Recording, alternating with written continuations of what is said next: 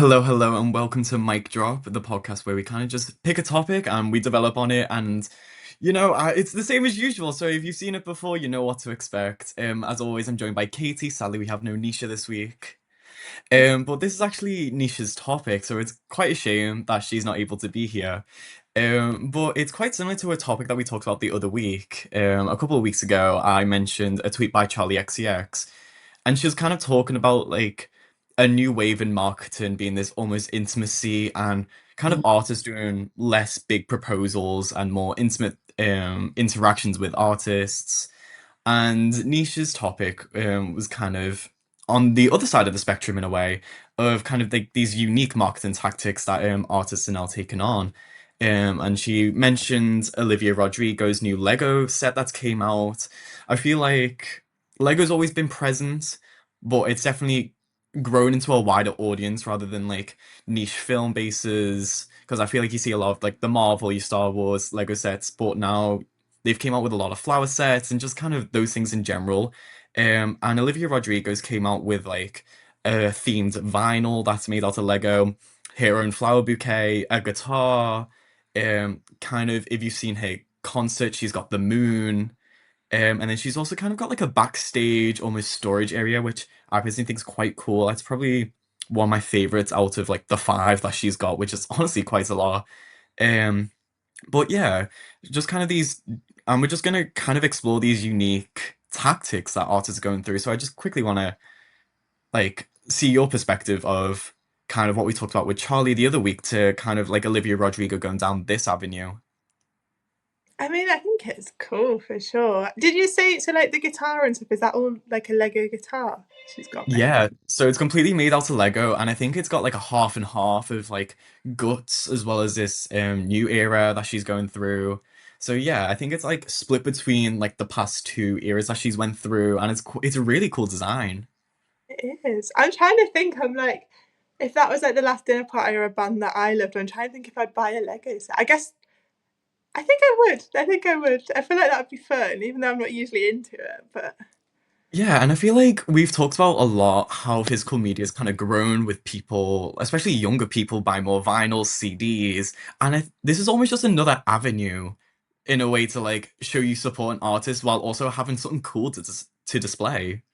yeah, well, it is a thing now, isn't it? With like, I think people our age are kind of realizing that they need to log off a bit with TikTok and stuff. I think people are becoming more aware of how much it's affecting their brains. And I know a lot of people in my life have started crocheting and things like that. So I guess turning back to just things that use your hands is a cool way of doing it. And I mean, pop artists are some of the most reliant on social media. So if they're also taking this turn, then I feel like that's a pretty big statement.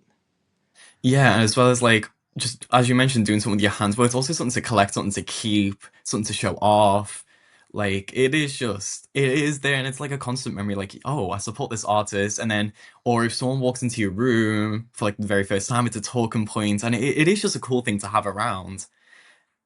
So I think that's kind of straying away from the intimacy of things. But I mean, it's more of a personal, like relationship that you have with the artist, rather than the artist having that connection with you. Yeah, definitely. I guess it because you very much turn to it, even though it's more personal, you also turn to a consumer completely. Like they don't Oh know yeah, if you're no. just buying their product, aren't you? Like they don't know how you're using their Lego sets. It's not exactly community building, but it is cool. Like Yeah. I see the point of it, definitely. Yeah, and then kind of these unique marketing tactics that kind of made me go down an avenue of kind of different artists and what they've done throughout time. And I noticed one big thing was almost mystery in a way that I thought of. Kind of like this mystery and people want to know what's next. I feel like I had to start off. I literally wrote four words for this. Charlie XCX Bratwall. I think we kind of know what that moment was like. We had a live stream going that was like Mhm. constantly updating of what was to expect next, and people sat there like almost like not like 24/7, but it was quite insane. And I remember like being on Twitter at the time, and there'd be an update every 5 minutes, or an update when the wall changed. People will wait outside, people get photos with it. And I think it was like a big technique, but so simple. I don't. I don't think I was aware of this when it was happening. So there was like a wall of like Uh, what was it? What was being shown? oh, okay. So yeah, it was. So Oh, during the run up to the Brat release, Charlie XCX had a live stream going, and there was this big wall that she painted green.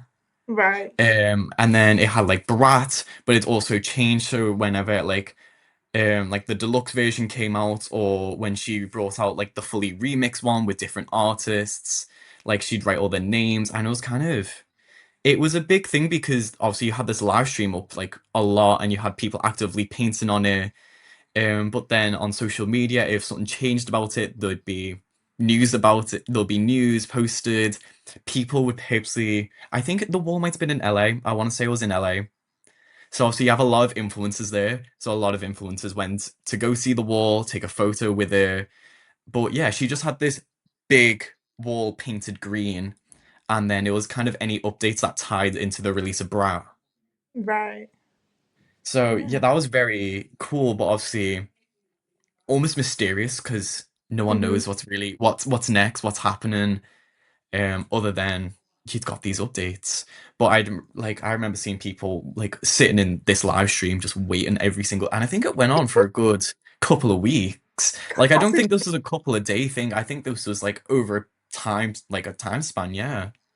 and it shows how much it sucks people in, doesn't it? Like that's Yeah. crazy.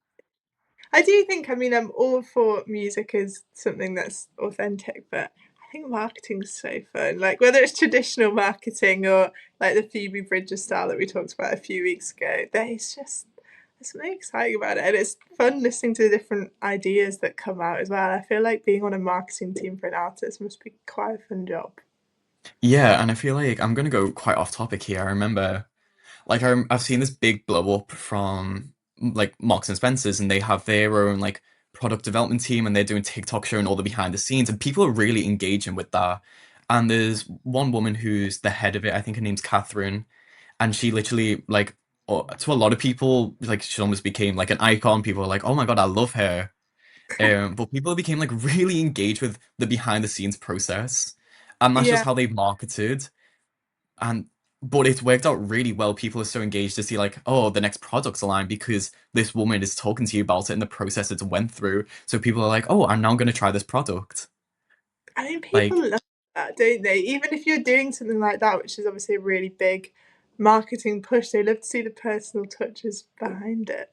And it is yeah, crazy to think about the individuals that have shaped how like Charlie XCX comes across or any other big artist. There's just so many individual brains that have turned her into who she is, really, in terms of how she's viewed in the public eye. yeah, and like obviously the whole thing with Brat was, she didn't want an expensive album cover. She wanted to prove the fact that you can still do it cheap. Like Mm, it's still like it's possible for independent artists to do it. You don't need something over the top, something insane as like an album cover. You could literally do a green with Brat on it, and it works. And it yeah, worked out very, very well. yeah. I hadn't thought about the simplicity of it really. I feel like I just kind of took brat surface level. I never really thought any deeper, but yeah, that's cool. Yeah, so I think her whole aim was the simplicity of it, and obviously she talks a lot about her career, her past, and kind of like the struggle she's faced throughout that album. So I Hmm. think almost reverting to a simplicity, and then it almost seems it makes it feel more authentic, the fact that she's not went too over the top, Hmm. but everyone seemed to be so engaged.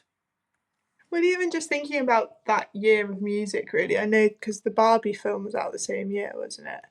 I think so, Um, yes. yeah, so it's interesting, like, because that was a big thing for Billie Eilish as well. And I don't think at the start of Billie Eilish's career, with all the, you know, scary, dark stuff, like it was all spiders and murders and nightmares. Like, I don't think anyone was gonna put her in the Barbie universe. It's crazy how those things kind of form and then work. I mean, I don't think it's not, I guess there is a softer persona to Billie Eilish now, but I don't think it's like permanently shaped her marketing, but it was like for that year, that was who Billie Eilish was, really, wasn't it? That song that comes on at the end of the film. Yeah, because obviously, I think she also had the album release that year as Mhm. well, and then you have the Barbie soundtrack, which is so very different to what we see on When We All Fall Asleep, Where Do We Go? Like I remember like it is kind of crazy because you see her do the Bond song, and now Yeah. she's in the Barbie universe. And I think it was also quite strong because it was the American election year. You saw a lot of like pop culture ties towards, specifically like Kamala Harris's campaign. There was a lot of pop culture ties in regards to that. Because I remember seeing like people would make edits, and there was this whole thing of like Kamala as Brat, which Charlie XCX posted on Twitter himself. Like there was a lot of ties from culture to this presidential run, and obviously that's a massive topic within like the entire world and like the global sphere. Definitely. I mean, it's something you see a lot more in American politics, isn't it? Did Donald Trump, when he got re-elected, he what was it an Olivia Rodrigo song? Or was it a Taylor Swift song he walked I out think, to and it caused like such ooh, outcry?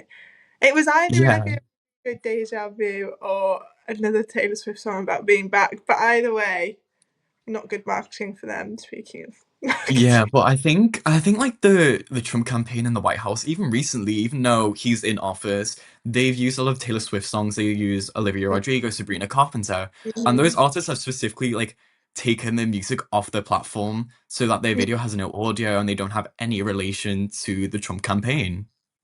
And it's Which, interesting, isn't it? Because even though that's actively taking their music off those big platforms, in a way that almost ties into their marketing. So it's making such a big statement. I oh almost feel yeah, like when the music is back, people are going to be like, "Oh, we'll listen to it." That is tied into this big moment, even though they probably are actually going into it with real political thoughts. But it all ties into it anyway. How it comes across. yeah. So it's like seeing the artist take this big step just because one person decides to use it. Obviously, that is Trump. They're like, Mm, I don't want you to represent me, and that will make a statement to the fans. definitely, yeah. But yeah, this I'm kind of moving on into a new one, and this is a real mystery, and even to me, I've never personally heard of this group.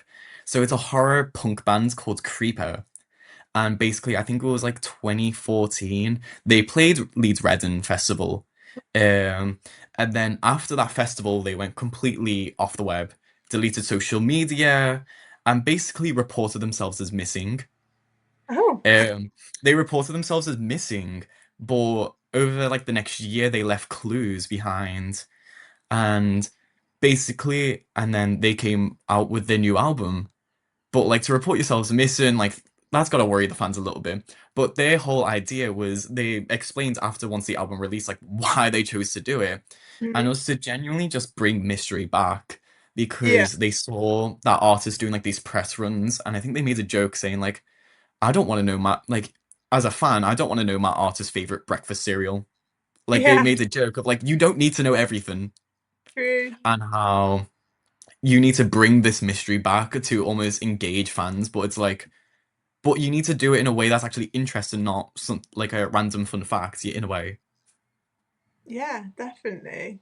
I mean, it's something we talked about a lot, but the access to artists now is absolutely insane. So pulling away from that is a big statement. Like that's saying quite a lot, and also it's fun. Like the reporting yourself missing and then having clues. That's a fun way to engage people. I'd love that if someone I loved was doing that.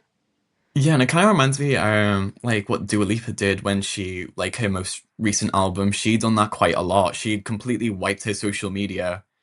Uh, but the mystery began to wear off for me because of how long it took to actually release that album.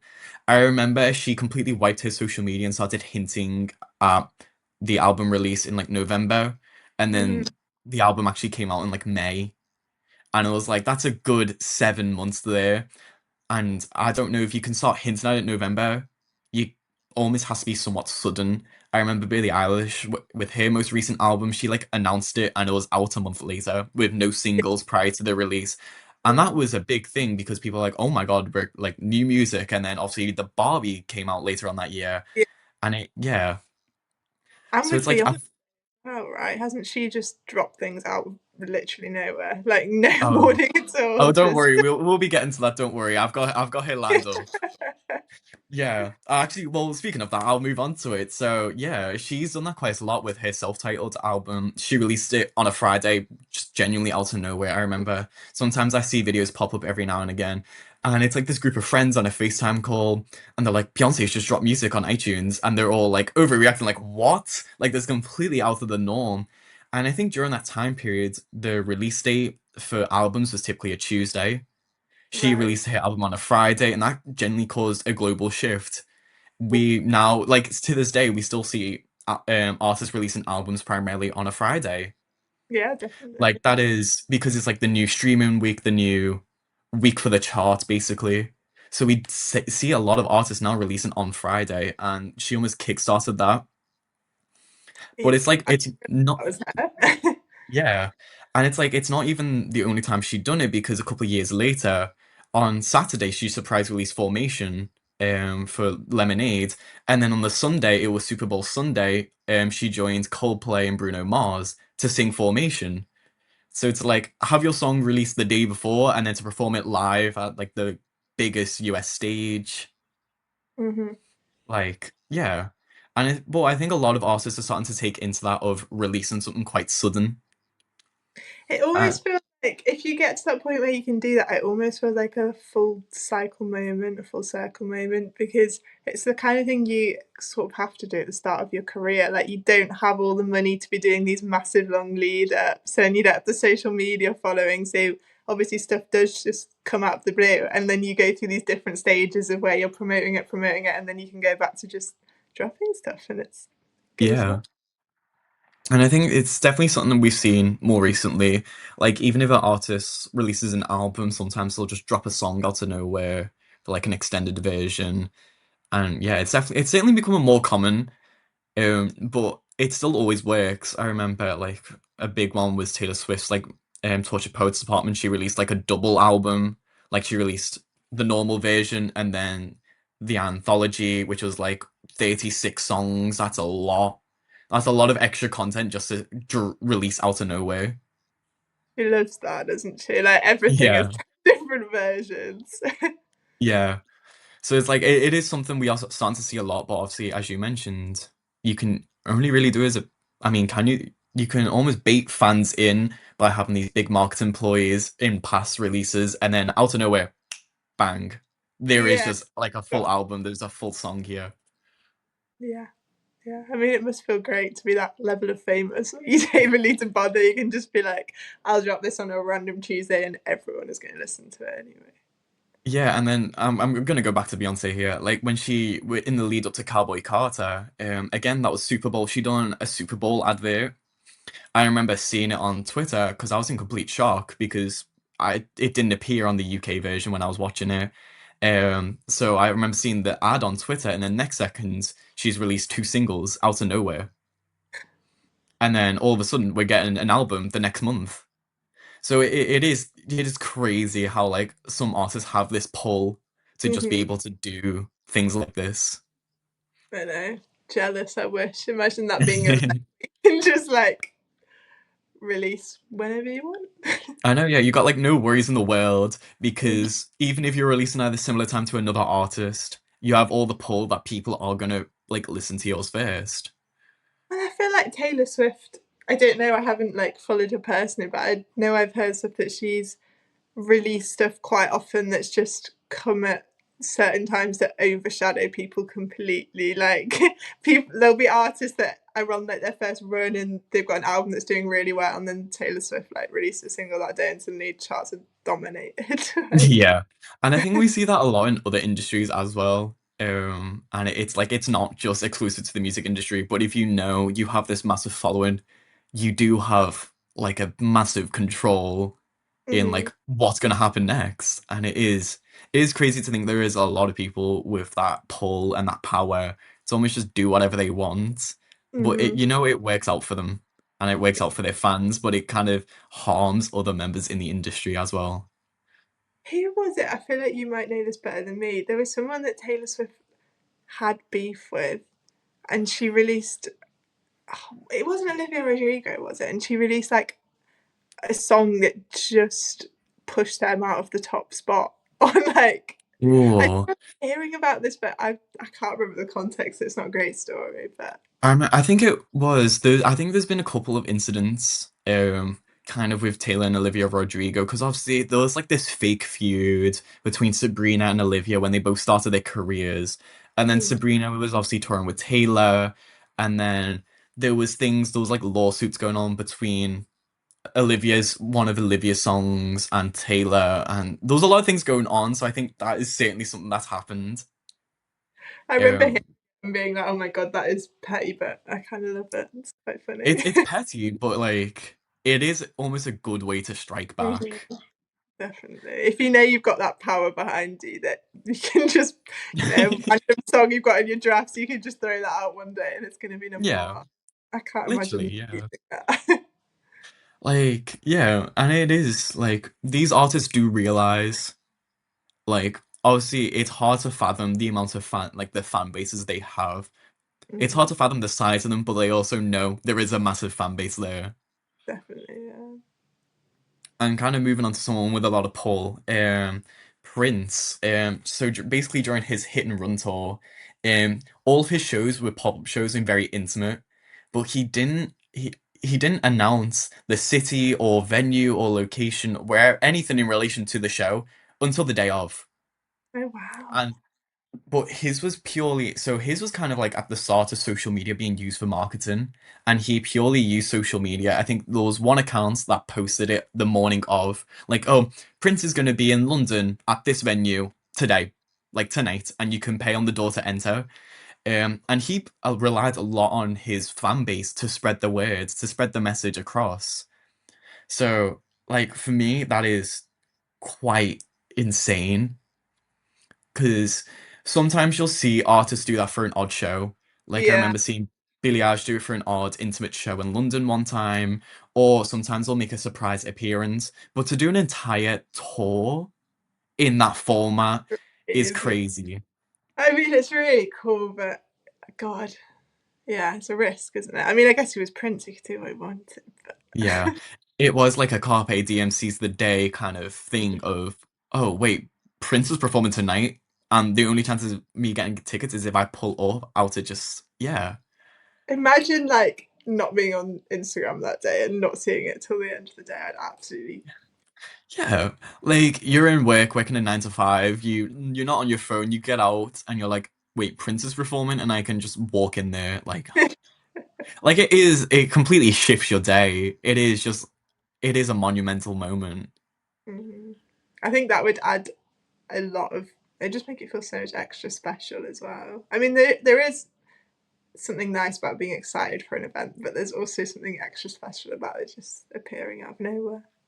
Yeah, especially like when reflecting back, you're like, "Oh my God, like this happened, and I only found out about yesterday." I remember, um, I went to see Clara on tour about a year when on her most recent tour, and I knew the show was coming up, but I didn't buy the ticket until the day before. Whereas whenever I've been to concerts in advance, I've bought them months and I've waited up until that moment. Whereas this time, I bought a ticket, accidentally bought two because I was going through that much of a panic. Accidentally bought two.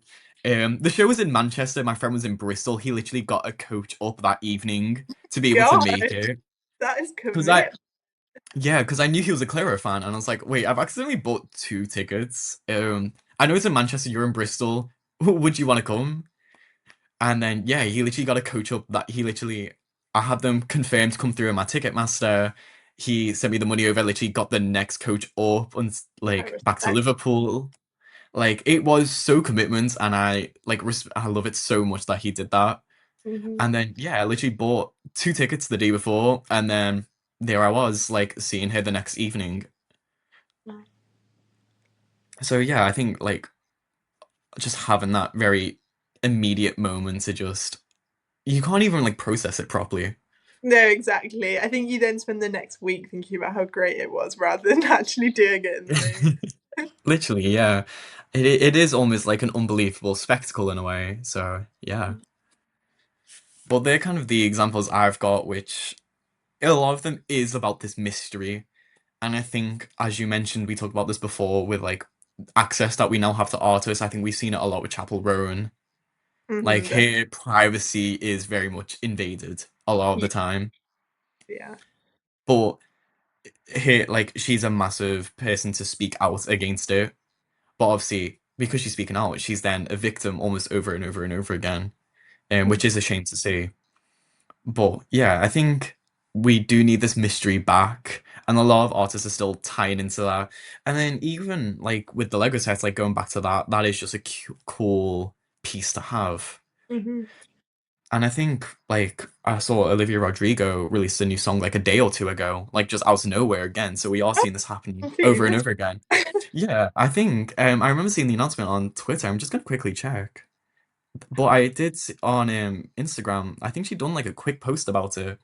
And there is a new song out. Yeah, so she's got a song called out Serena Joy, and it came out the 24th of August. We are recording this on the 26th. So literally 2 days ago. Well, I'd better get on that then. Yeah. But no, so I know she like posted about it on Instagram, just dropped it out of nowhere. But no, so yeah, we I are think seeing this like happening time and time again, and we don't yeah, even know. yeah. Like our kind of job is to kind of stay on top of these things, and then they do just fly past us. Clearly, I hadn't heard a word about that. Literally, yeah. So I mean, I know what I'm doing once we finish filming, Okay. but yeah.